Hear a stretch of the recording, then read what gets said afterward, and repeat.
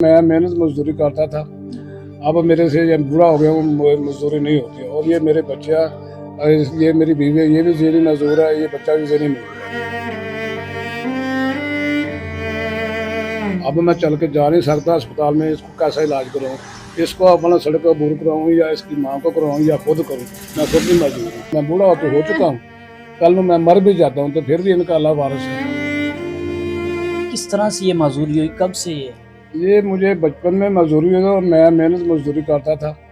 अब मेरे से ये बूढ़ा हो गया हूँ, मजदूरी नहीं होती है। और ये मेरे बच्चा, ये मेरी बीवी है, ये भी ज़ेनी मजदूर है, ये बच्चा भी ज़ेनी मजदूर है। एक मेरी बच्ची है, वो सही है, वो 9वीं क्लास में पढ़ती है, लेकिन वो मुझसे दूर है।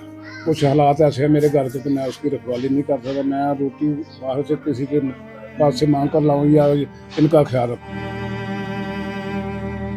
आपकी बेगम शुरू से ही माजूर थी या बाद में?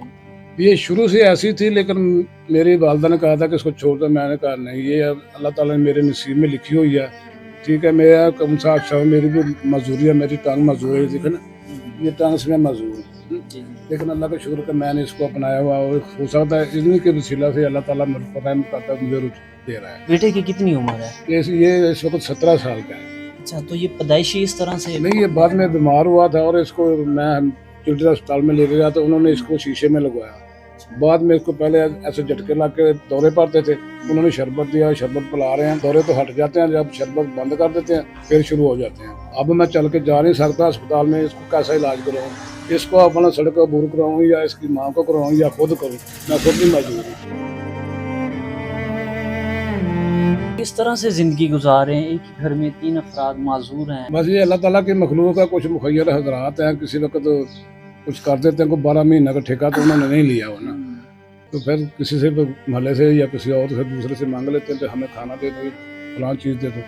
आमदनी का जरिया नहीं है? आमदनी का कोई जरिया नहीं। पहले मेहनत मजदूरी करते थे, उसके बाद मैं स्टील मिल में काम करता, सरिया TR गार्डर की मिल, अब मेरे से नहीं होता।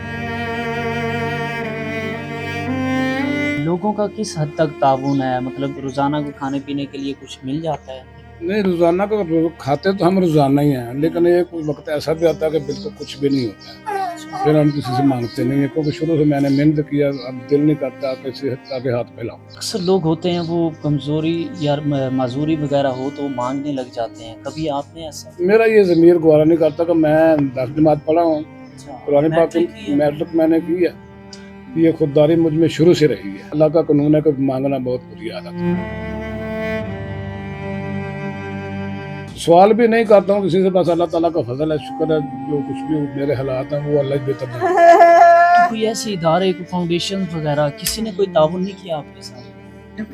मैं तो देखो जी, किसी से मैं बोलता ही नहीं, ऐसी बात नहीं करता हूँ। फाउंडेशन वाला को आ जाए तो मेरा कोई वजीफा लग जाए तो चलो मेरा रोजगार चलता रहे। मैं बूढ़ा तो हो चुका हूँ, कल में मैं मर भी जाता हूँ तो फिर भी इनका अल्लाह वारिस है।